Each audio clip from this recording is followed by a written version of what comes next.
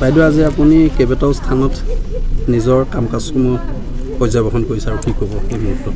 আজি আচলতে আমি দুখন কৰ্মী সভা আমি কৰ্মীসকলৰ লগত আজি বিভিন্ন ধৰণৰ আমি আলোচনা কৰিলোঁ আৰু বিশেষভাৱে ইয়াৰ যুৱকসকলে এটা মোক বহুদিনৰ পৰা যুৱ সংঘৰ কথা কৈ আছিলে আৰু যুৱ সংঘটো মই ভাল পাইছোঁ যে মোৰ পুঁজিখিনিতকৈ তেওঁলোকে সদব্যৱহাৰ কৰি সুন্দৰভাৱে যুৱ সংঘটো নিৰ্মাণ কৰিছে, সেইটো বৰ ডাঙৰ কথা।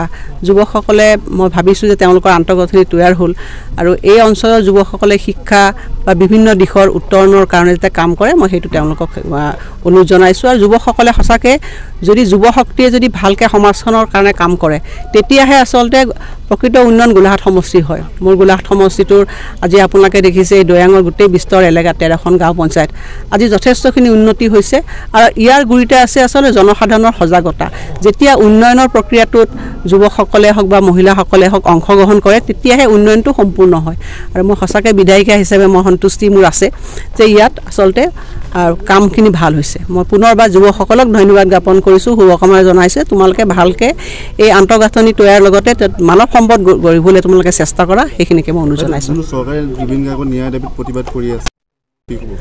চাওক, আমাৰ গণশিল্পী জুবিন গাৰ্গ ডাঙৰীয়াক আমি সকলোৱে ভাল পাওঁ আৰু বিশেষভাৱে আমাৰ দলেও কিছু কাৰ্যসূচী গ্ৰহণ কৰিছে আমি তেখেতক শ্ৰদ্ধাঞ্জলি দিবৰ কাৰণে। আৰু জুবিন গাৰ্গৰ মানে আমি ন্যায় সকলোৱে বিচাৰোঁ আৰু এই ন্যায় কোনে দিব? এই ন্যায় আচলতে ন্যায়ালয়ে দিব আৰু জুডিচিয়াৰীয়ে ন্যায় দিয়ে। আমি সেইকাৰণে বিচাৰিছোঁ যে আমাৰ দলটোৱে আৰু অসমৰ সমূহ জনসাধাৰণ সকলোৱে আমি জুবিন গাৰ্গক ভাল পাওঁ। গতিকে আমাৰ এটাই কথা যে জুবিন গাৰ্গৰ ন্যায় প্ৰচেছটো সোনকাল হ'ব লাগে, ত্বৰান্বিত হ'ব লাগে। সেইকাৰণে আমি কৈছোঁ যে আমি এইটোৱে মেছেজ দিব বিচাৰিছোঁ যে তেওঁ ফাষ্ট ট্ৰেক আদালত হ'ব লাগে, সোনকালে যাতে দোষী মানে ধৰা পৰে আৰু ন্যায় সোনকালে পায়, সেইটোৱে আমাৰ কথা। আৰু জুবিন গাৰ্গক আচলতে আমি তেখেতক জীয়াই ৰাখিবলৈ হ'লে সকলোৰে এটা সামাজিক দায়িত্ব আছে।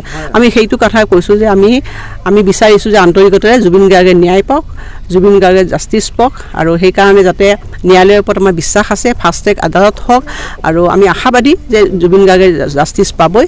আৰু লগতে জুবিন গাৰ্গক আমি জীয়াই ৰাখিব লাগে। জুবিন গাৰ্গৰ যিখিনি সৃষ্টিৰাজি আছে সেই সৃষ্টিৰাজিক জীয়াই ৰাখিবৰ কাৰণে আচলতে অসমৰ সকলো মানুহ একত্ৰিত হ'ব লাগে। ভৱিষ্যতে তেখেতক যে জীয়াই ৰাখিব পাৰে তেনেকুৱা ধৰণৰ কিছু কাম অসম চৰকাৰে বা মই নিজেও আহ্বান জনাইছোঁ, মুখ্যমন্ত্ৰী ডাঙৰীয়াই ঘোষণাও কৰিছে, দলেও ঘোষণা কৰিছে আৰু আমি সকলোৱে মিলি ভৱিষ্যতে এইখিনি কৰাৰ চেষ্টা কৰিম। যিহেতু জুবিন গাৰ্গক গোলাঘাটৰ জোঁৱাই আছিলে, তেনে ক্ষেত্ৰত গোলাঘাট সমষ্টিৰ কাৰণে জুবিন গাৰ্গৰ বাবে কিবা ব্যৱস্থা মই ভাবি আছোঁ, মই আজি আপোনাক পটককৈ নকওঁ।